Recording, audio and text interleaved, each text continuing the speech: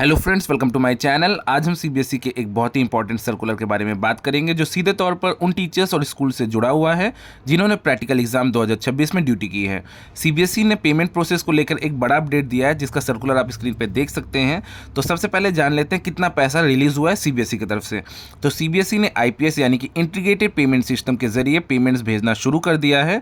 Data के हिसाब से 15,941 स्कूल्स की पेमेंट प्रोसेस हो चुकी है और 3,669 एग्जामिनर्स और ऑब्जर्वर को भी पैसा भेज दिया गया है। ये एक बहुत बड़ा नंबर है, इसका मतलब बोर्ड तेजी से काम कर रहा है।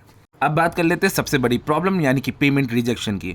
तो सीबीएसई ने साफ कहा है कि बहुत सारी पेमेंट्स बैंक ने रिजेक्ट कर दी है। इसका कारण बोर्ड की गलती नहीं बल्कि स्कूल द्वारा भरी गई गलत बैंक अकाउंट डिटेल्स। अगर अकाउंट नंबर या आईएफएससी कोड में एक डिजिट की भी गलती है तो पैसा अटक गया है। अब जान लीजिए कि व्हाट इज आईपीएस पोर्टल। तो जो लोग नहीं जानते हैं उनको बता दूं कि सीबीएसई आईपीएस यानी कि इंटीग्रेटेड पेमेंट सिस्टम पोर्टल का यूज़ करती है। इसका मकसद है कि बीच में बिना किसी देरी के पैसा डायरेक्टली एग्जामिनर के अकाउंट में पहुंचे। पहले ये प्रोसेस मैनुअल था पर अब पूरी तरह से ये डिजिटल हो चुका है। अब सबसे ज़रूरी बात, सीबीएसई ने स्कूल्स को आखिरी मौका दिया यानी कि चेक डिटेल्स। तो स्कूल को तुरंत आईपीएस पोर्टल पर लॉगिन करके बैंक डिटेल्स वेरीफाई करनी होगी। फ्रीज डेटा डिटेल्स सही करने के बाद में डिटेल्स को फ्रीज करना ज़रूरी है, तभी पेमेंट प्रोसेस होगी। लास्ट डेट इसकी, तो इसके लिए पोर्टल 16 अप्रैल 2026 तक के लिए खुला है। इसके बाद शायद मौका ना मिले। ठीक है, अब बात कर लेते हैं टीचर्स को क्या करना है अगर उनकी पेमेंट प्रोसेस नहीं हुई है।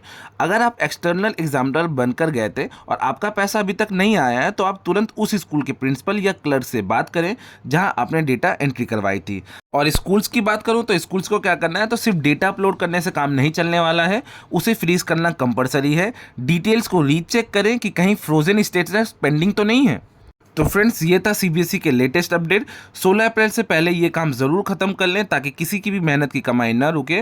अगर आपको वीडियो अच्छी लगी हो, इन्फॉर्मेटिव लगी तो please like and subscribe to my channel. अगर आपके कोई डाउट्स है तो आप कमेंट्स बॉक्स के थ्रू मुझे पूछ सकते हैं। तो मिलते हैं नेक्स्ट वीडियो में। Thanks for watching.